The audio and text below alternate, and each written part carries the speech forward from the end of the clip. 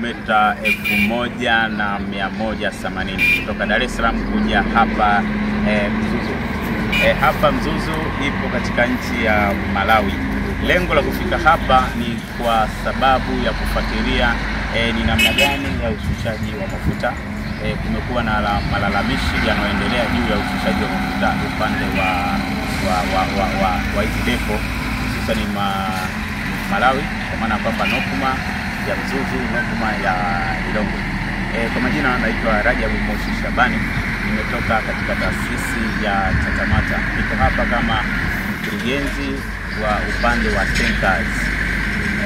Ndugu zangu, tuko hapa kufuatilia ni jinsi gani na jinsi gani upatikanaji wa shoti, jinsi gani changamoto za shoti za kupatikana. Lakini tumejaribu kuzungumza na viongozi wa madereva upande wa Malawi na tumekutana nao, tumezungumza nao, wametupa changamoto zao.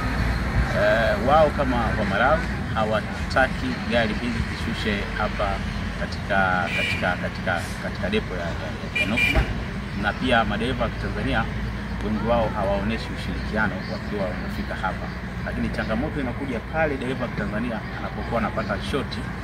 Akipata shoti ndo anarudi kwa viongozi hawa, kwa maana kwamba viongozi wa Malawi na kulalamika kwa namna moja ama nyingine kwamba wanahitaji msaada. Rai yangu kwenu madereva wa Tanzania, jaribuni kusikiliza na kufuata kile viongozi wa Malawi wanasema nini.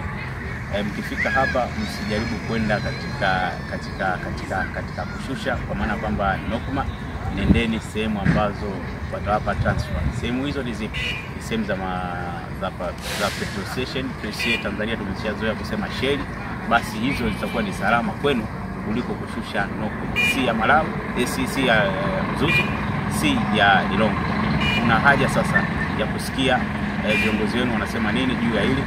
Usipate changamoto, usipate shida ukaja kwa viongozi ukawaambia kama hawajakwambia.